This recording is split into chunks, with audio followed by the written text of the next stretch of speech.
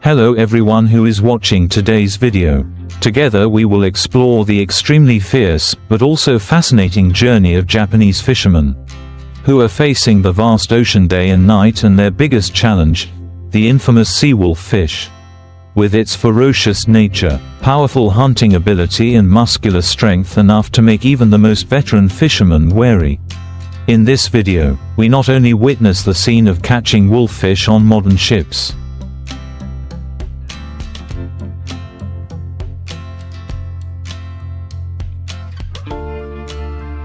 using longlines and large nets in the middle of the cold ocean, but also watch the entire process of processing this fish right on the ship, from when it is still struggling wildly to when it becomes fresh.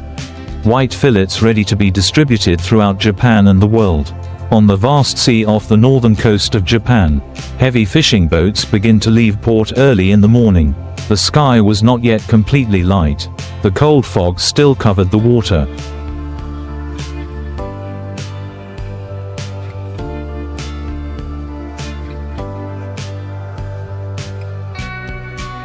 But the rhythm of life on the boat was bustling. Fishermen quickly checked their long fishing lines, prepared bait hooks, arranged large nets, checked engines and positioning equipment.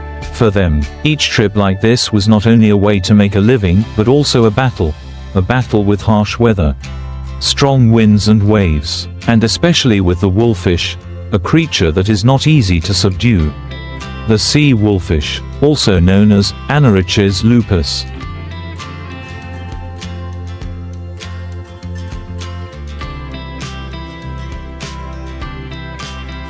is a particularly ferocious predatory fish, often living in cold seas, deep seas with many coral reefs and reefs. They have large heads, sharp teeth and especially extremely strong jaws, strong enough to crush the shells of hard crustaceans such as crabs, shrimps, and even snail shells. With an aggressive nature, when hooked or entangled in a net, wolffish do not give up like other fish. They will struggle to the end.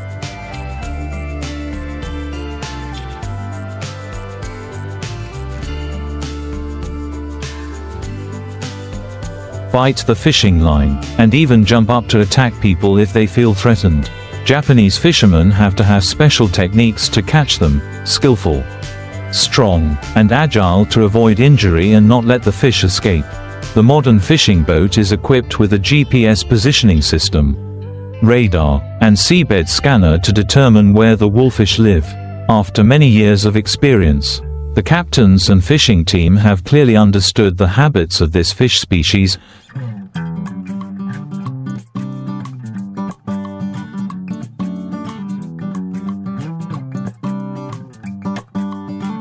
They often hide in crevices, under deep water layers, near reefs where there are many small creatures for food.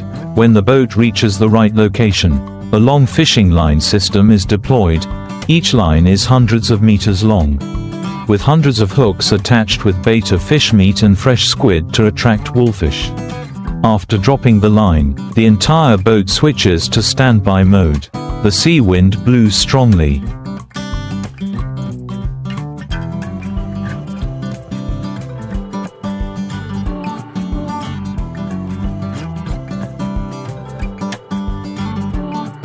The waves crashed fiercely, but everyone watched attentively, because just one strong jerk was enough to know that the fish had taken the bait. And then, when the fishing line shook violently, everyone immediately took action. With extensive experience, they did not pull the line hastily but had to be technical and rhythmic, because if they pulled too hard, the wolffish could tear its mouth and escape. If they pulled slowly, it could bite the line itself. A real battle of wits took place between humans and fish.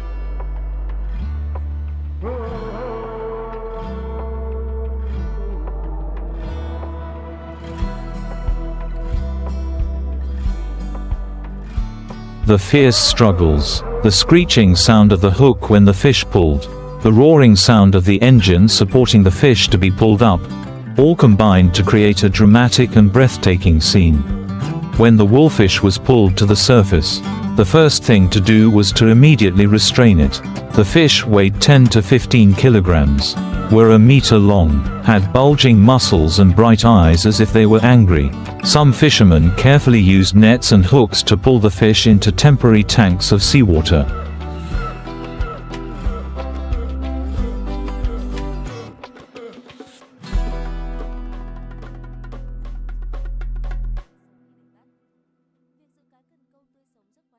But with the aggressive fish, they had to use iron hooks to control them and avoid being attacked. Many fishermen said that once, their anti-bite gloves were torn by wolfish, and blood was flowing, but they still did not dare to let go of the fish because its economic value was too high. After harvesting wolfish from long fishing lines, the next step was to use large nets to surround and capture the school of fish swimming in the deep sea.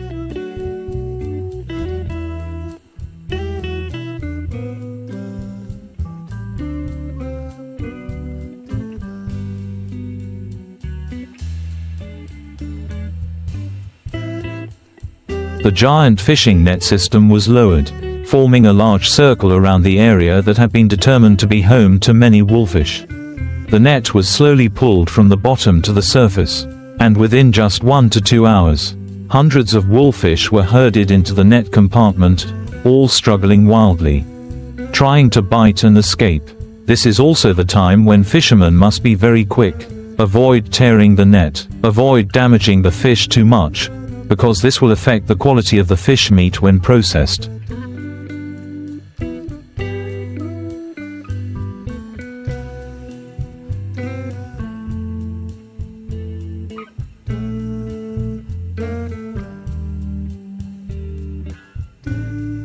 Immediately after the fish is pulled onto the deck, the preliminary processing stage is carried out immediately. Some modern Japanese fishing vessels have a preliminary processing area right on board, clean, closed, ensuring food hygiene and safety. The newly caught wolfish will be transferred to a tank containing clean seawater to release blood, then transferred to the shock cooling area. This technique helps the fish meat to be firm, retain its natural sweetness and ensure it stays fresh longer.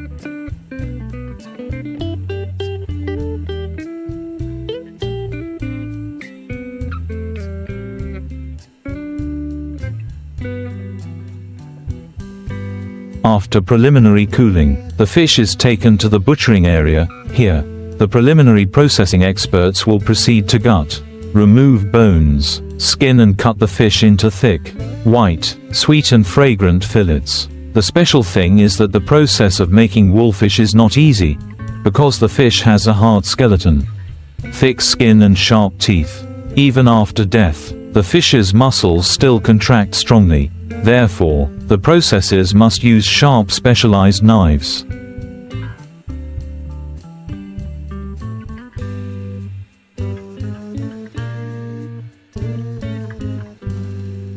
Operating precisely with each stroke. A small mistake can tear the most valuable part of the meat, the belly of the wolfish.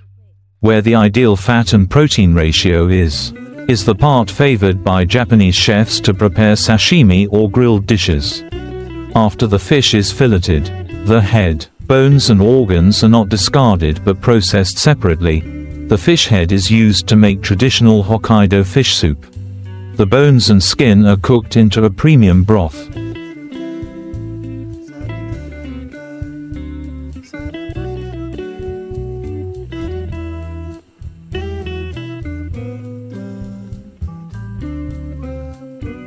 Some organs are classified for export to Korea and China, where wolfish liver is very popular because it is considered nutritious.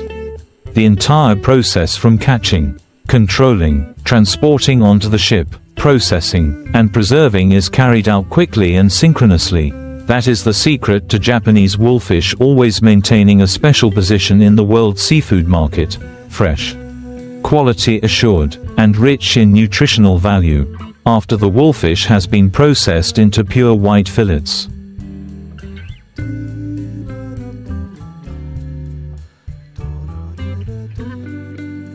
the smell of the sea still lingers on the workers' hands. The work does not stop there. On the ship, the packaging and cold storage area begins to operate at full capacity. The fish trays are classified by size, thickness, and meat color.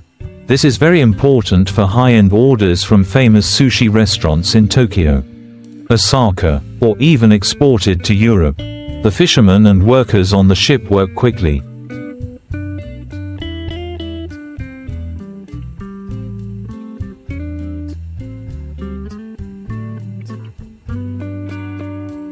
Each tray of fillets is placed in a vacuum bag, labeled with the date and time of catching, the name of the sea area, and the ship code. All are coded for traceability, ensuring that each piece of fish carries a story about the ocean and the arduous journey of human labor. The fish are then put into a cold storage of -20 degrees Celsius, where the temperature is automatically controlled 24/7. Ensuring that the freshness is maintained throughout the journey back to the mainland.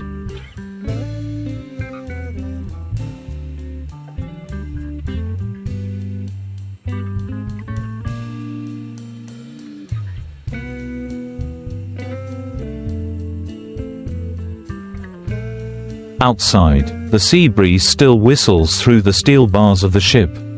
After hours of struggling with wolffish, the fishermen now have time to rest. They sit together, sip hot tea, share stories about being bitten by the fish, or recall previous trips with record high yields.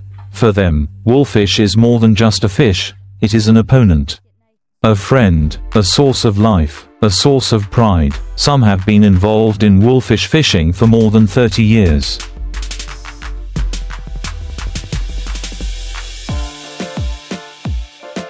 As the sun begins to rise over the horizon, the golden light reflects on the calm sea.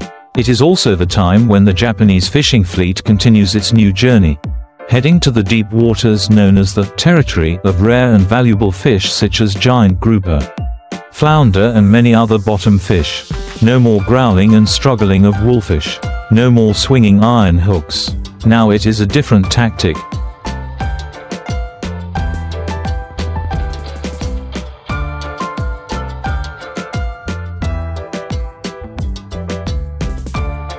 Gentle but requiring experience and sophistication in every detail. Long fishing lines are carefully prepared. Baits are attached by hand. Each section of line has a large and extremely sharp hook, lowered to a depth of more than 200 meters, where giant grouper and flounder often live. This work requires patience. The boat drifts slowly in the middle of the sea. The sailors stand silently,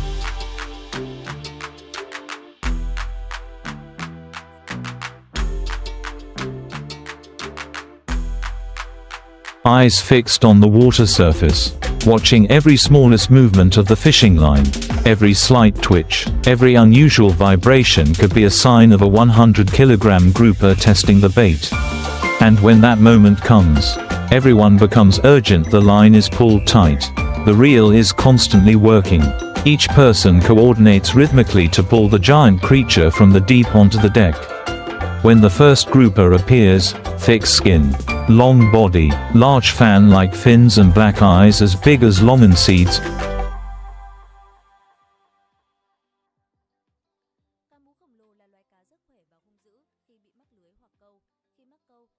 The whole deck resounds with joy.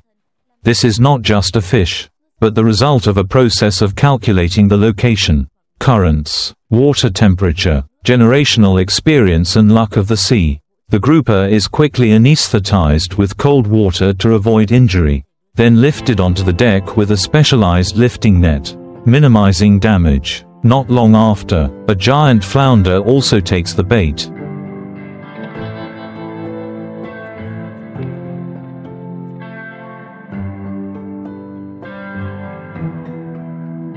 The flat, wide-bodied fish, weighing up to 70 to 80 kilograms, usually lies still on the sandy bottom and is difficult to detect without experience. But for Japanese fishermen, they know that flounder's feeding time is when the tide begins to recede slightly, when they will move and be easily lured by bait. The fishing line is specially prepared with an automatic rotating blade, anti-twist, helping to hold the fish firmly without tearing their mouths.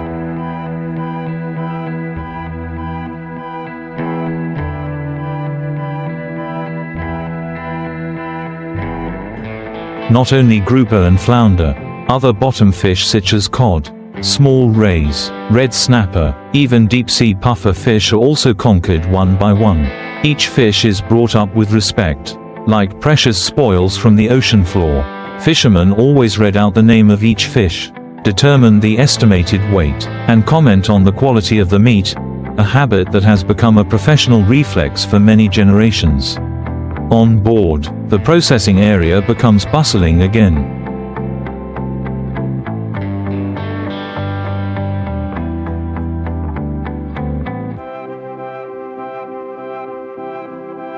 The largest groupers are kept whole, wrapped in ice to bring back to the restaurant.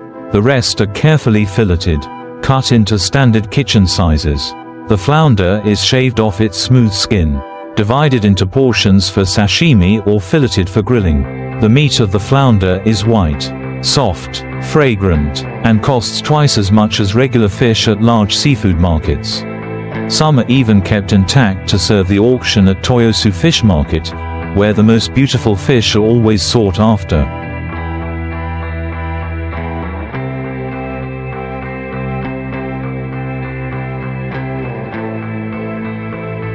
The work lasts all day.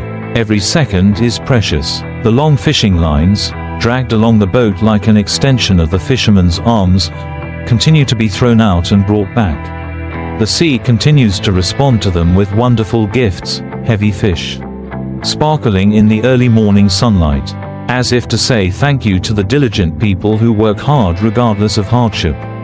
On the deck, sweat runs down the cheeks.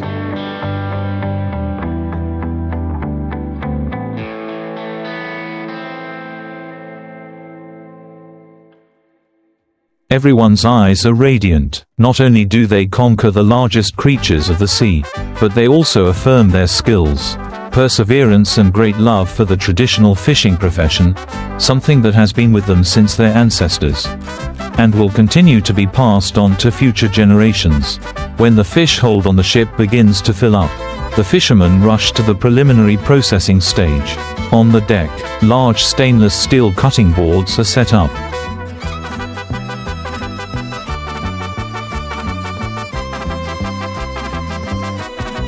And specialized scalpels are sharpened like samurai swords. They do not waste time, because in just a few hours, the fish meat can deteriorate if not handled promptly. After being brought up, the giant grouper will be gutted to remove the organs, drained of blood and preserved with ice cubes at deep cold temperatures. The largest fish are cut in half and vacuum sealed to preserve the quality of the meat. The grouper meat is tough,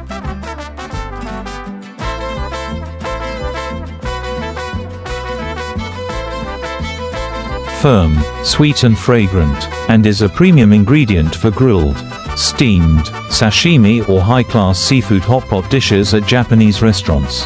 Flounder is also carefully prepared, especially the fillet, the white meat, no fat, no tendons, is filtered by cutting the fish across the back and then separating it into pieces.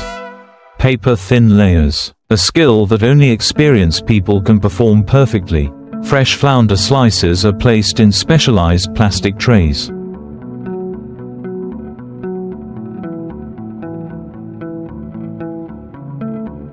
With ice sprinkled on each layer, keeping them as fresh as when they were just caught. Some special fish such as pufferfish or stingrays are processed separately according to stricter procedures.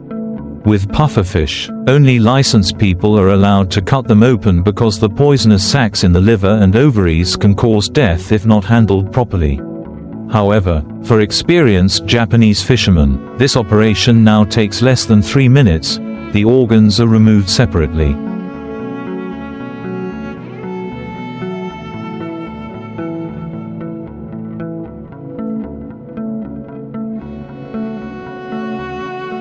The meat is washed with cool seawater and placed immediately in the freezer.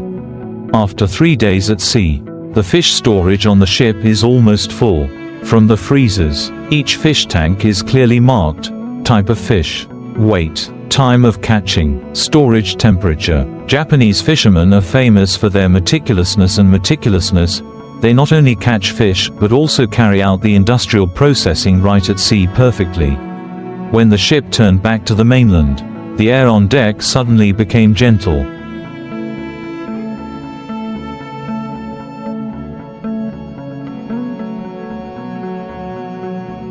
The sea breeze blew with the scent of salt and fresh fish. Like a gentle reward for the hard days of work, everyone was radiant, despite their swollen hands, sweaty backs and sunburned faces after days of not getting enough sleep.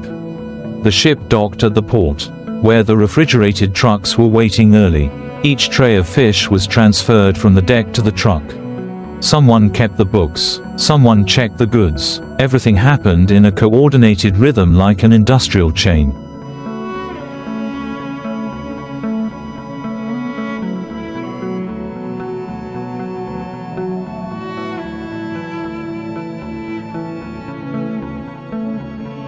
Precise to the minute, orders were signed while the ship was still at sea, because the quality of fish from famous Japanese ships is always sought after by seafood supermarkets, high-end restaurants in Tokyo, Osaka, and even exported to countries such as the US, Korea, and Europe. Outside, crates of grouper, flounder, and other fish continue to be loaded onto trucks.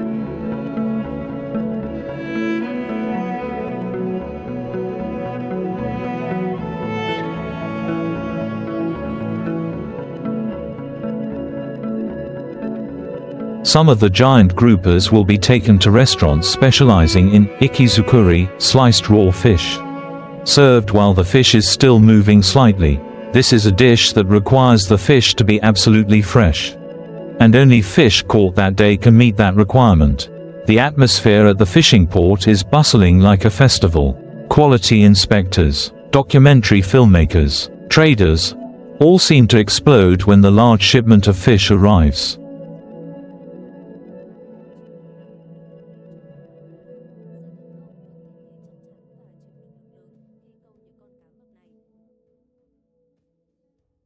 Stories about the heaviest fish, the longest drag, the fastest handling on the boat, are told animatedly while hands are still nimbly unloading.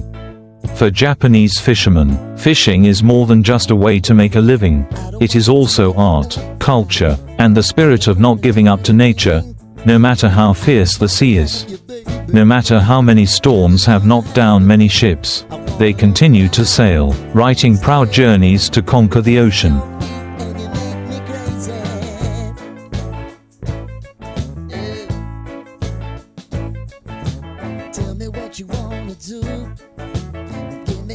And fish species such as giant grouper, precious flounder or ferocious wolffish, all are living witnesses to the strength, talent and love of the job of the people of the land of the rising sun. After the fish are transported from the ship to the truck, their journey is not over yet. Refrigerated trucks quickly roll towards modern seafood processing plants located right next to the port. Here, an entire industrial chain operates smoothly to ensure that each fish is processed with the highest quality.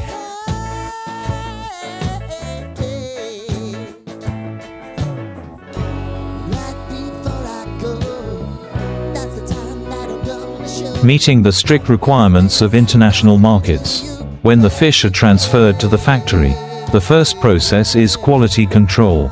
Employees wearing white uniforms and sterile gloves carefully bring each fish to the inspection table. They evaluate the color of the fish skin, the firmness of the flesh, the characteristic aroma, the weight, and even use a handheld endoscope to check for signs of internal damage.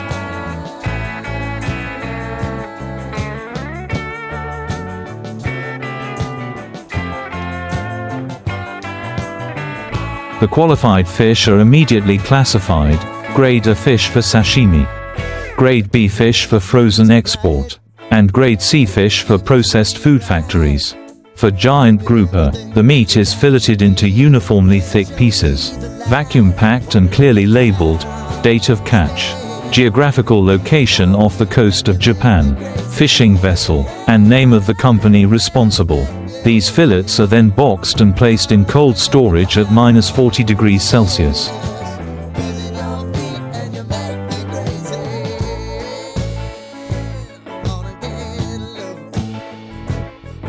ensuring that the meat retains the same flavor and texture as when it was caught.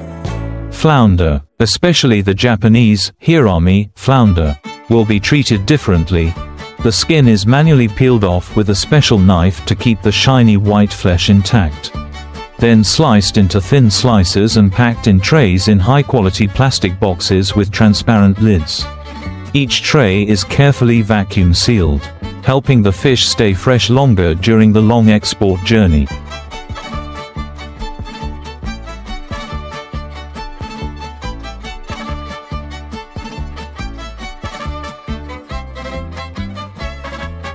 Wolffish, with its firm, chewy meat and few small bones, will be divided into many parts: the head, kept for hot pot dishes, the body for filleting, and the fish bones for stews or to extract rich broth. Japanese chefs often say that wolffish is one of the fish that can be eaten without leaving anything behind, from the skin to the bones. The packaging process is carried out in closed cold rooms, where the temperature is always kept below 5 degrees Celsius.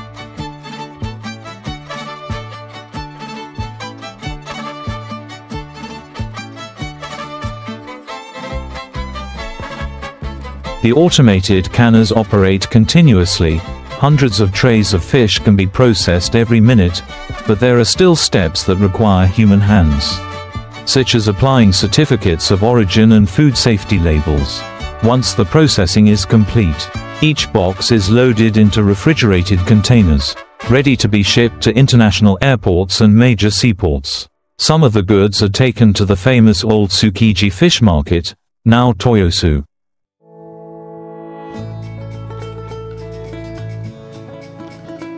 where wholesalers and high-end restaurant chefs come to bid on the best fresh fish. The rest are exported to markets such as South Korea, Taiwan, the United States, and European countries, where demand for high-end Japanese fish is always very high. The economic value of such sea voyages is not only measured in the number of tons of fish brought back, but also in the sophistication of the processing and the meticulousness of quality control.